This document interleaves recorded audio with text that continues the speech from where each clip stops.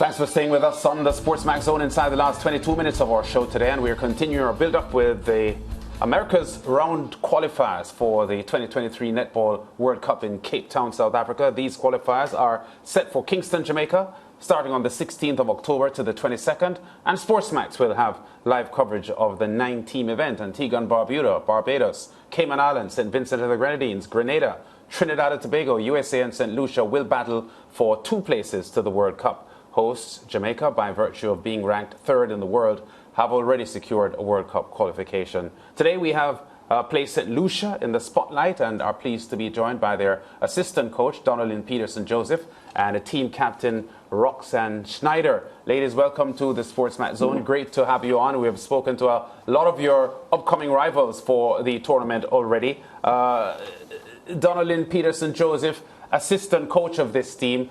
Give us an assessment of the team's preparation as we speak, getting ready for the tournament. Okay, the team have been training since April. We've been doing a lot of fitness, agility, ball handling skills. We also had our high performance coach here in St. Lucia for 3 weeks, which is our head coach, Minette Brian Reynolds.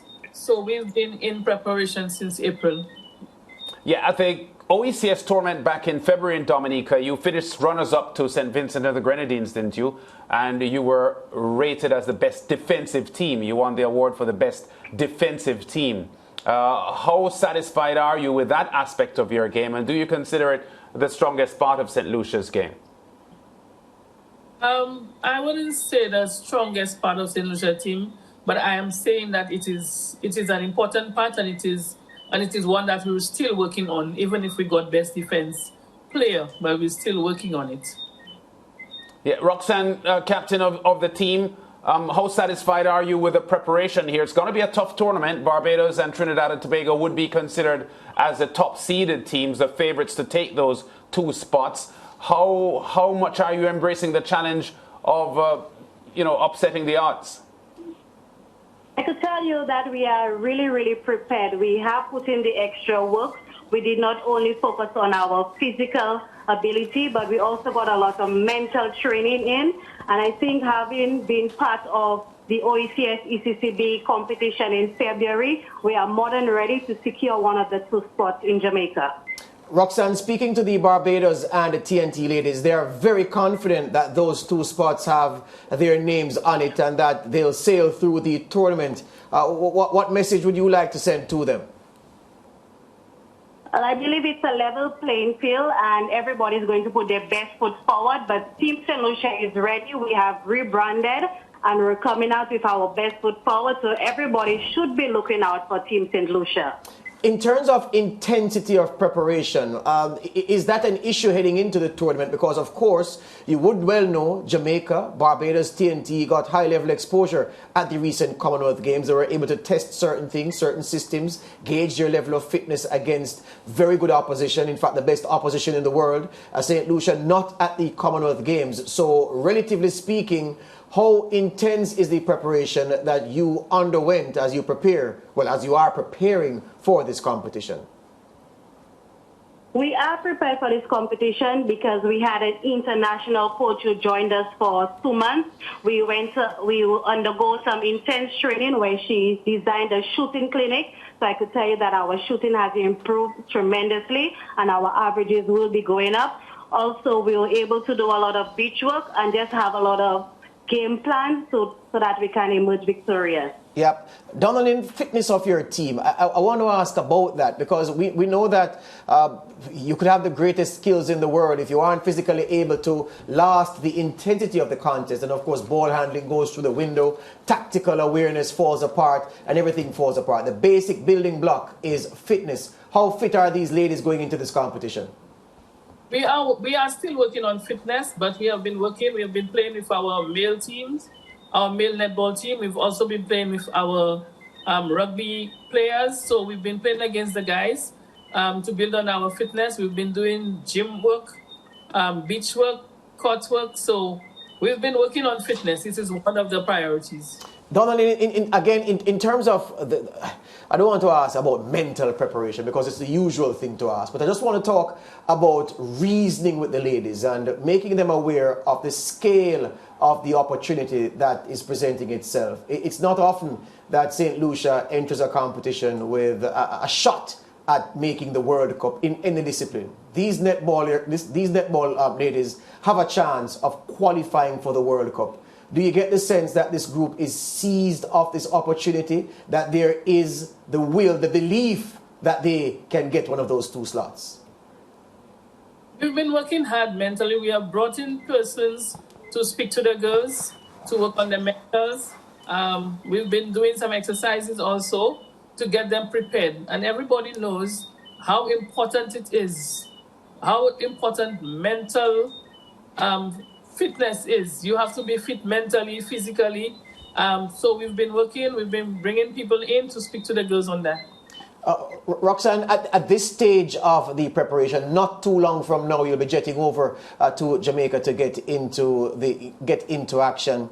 Among the girls, among your teammates, what is the feeling like heading to Jamaica for this very important competition? Our preparation started a lot earlier, so with the mental and physical part, we've been training from last year, November. So I can say we have been bonding, doing a lot of team activities, even if it's after training.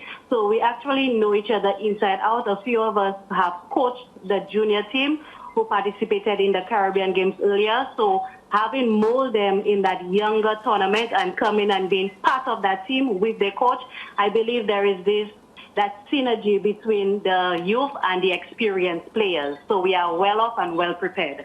And you speak of mental preparedness, you speak of the physical aspect. But if you're to look at the St. Lucia team, Roxanne, and look at its characteristics, what do you think is the strength, the main strength of the St. Lucia unit at this time?